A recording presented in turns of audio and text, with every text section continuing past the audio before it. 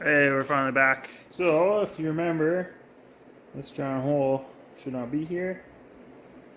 That should not happen. Okay, so the game plan to weld it up. I'm gonna try and make it not flex from the heat of the weld by putting the crankshaft in as zero clearance. I did just tape these journals just in case I ever do need to use this crankshaft again. It's gonna be hard to see on camera probably, but there's a crack that starts from this and goes all the way down that whole bore.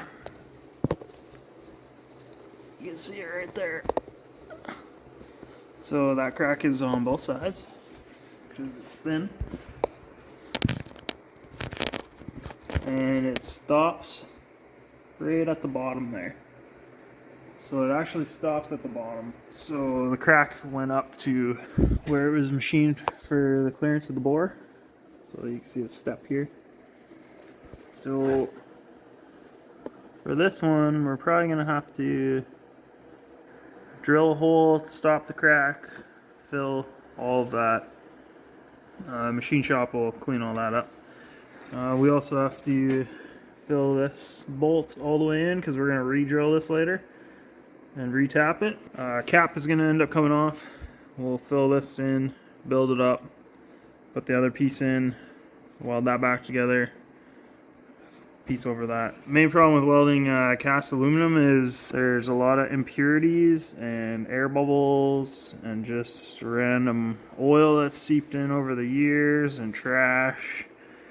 And we got some hard block behind it. Like, we're gonna have to chip this hard block out a little bit further so that we can make sure we got good penetration without hard block doing something weird. I was going to TIG weld it. With the amount of garbage that's usually coming out of this when you're trying to TIG weld and you're just constantly chasing it and it looks like garbage anyways, I think we're gonna end up using the spool gun. That's how I ended up doing my intake, and that intake's solid now. So I know if I'm trying to TIG weld it, I'll just be chasing crap out of it forever. I'm gonna bolt the cylinder head on one side and I'm gonna put the torque plate on the other side, just because we don't want to introduce a bunch of heat here and make the block flex in. So that's what we're trying to get away from. We're trying to keep all this as if we weren't welding this giant hole. Because if our mains aren't perfectly lined up and it ends up dipping because the block bends, it's gonna have to get line bored anyways probably, but we don't really want to change the distance from here to here. We'll try and TIG weld it first, but I already know in my head that it's not gonna work out and the spool gun's gonna come out and it'll take me 20 minutes with the spool gun.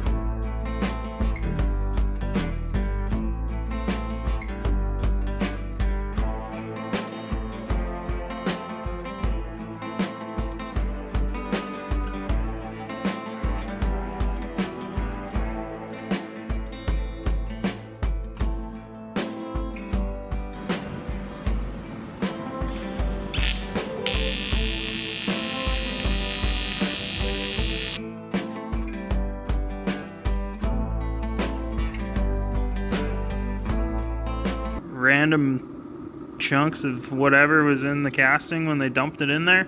Lots of like little air bubbles and stuff. So you can see all these little black spots and stuff is just dirt and garbage that as you're welding is floating to the top. So you got to sit there for a while, try and get it to float up as you're moving along. Eventually this thing, it'll shut off because it'll do its overheat thing or whatever. I think the best bet for this is maybe spool gun, because I can do it a lot more amps, so I can make sure that I'm like almost blowing through this to get very good penetration. This doesn't need to be pretty. We pretty much just have to bulk it up anyway, so we could do better passes. So I think I'm gonna switch out from TIG to that because this is just, it's not the best.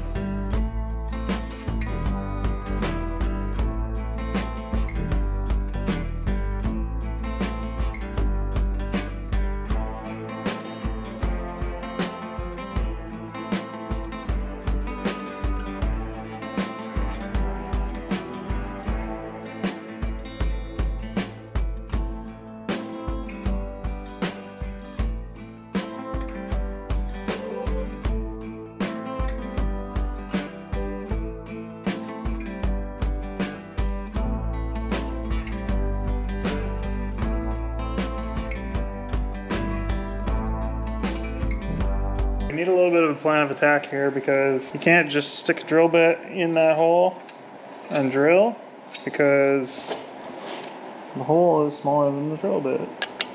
Because we gotta tap that. We're gonna make a sleeve that will fit around the drill bit that we need to make those threads. I think these are 7/16, so we'll figure out what drill bit we need. We'll make a sleeve in the lathe so that it's perfectly centered. We'll drill the center of it so it just fits the drill bit, and then we'll use that as like a pilot, a little guide, and that should get us there.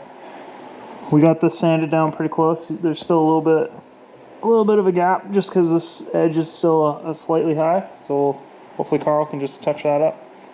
It's actually tight in there right now, so it registers good.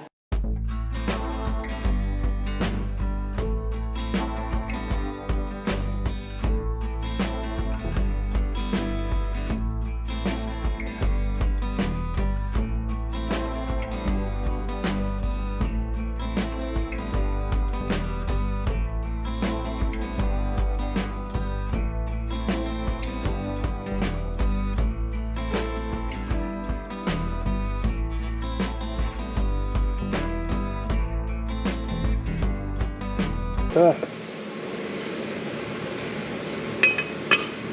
we go. Sleeve. It's in there.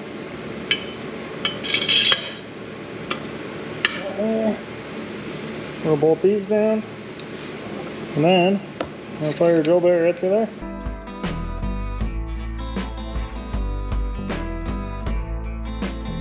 This all built back up again. This chunk of the sleeve is missing, that's all built up. So the cylinder, this chunk of the cylinder was all missing, that's all built up. This whole chunk of cylinder was missing, it's all built up, so we'll have to machine this square again. Had that giant crack all the way down, so that's all welded up. That's all welded, so he'll have to come in, size these. We got this all built back up. Got our block all put back together. We should fill this. I'm gonna fill this tonight actually, before I bring it to R&R so it has time to expand before we do any sort of machine work on it, because that'll settle.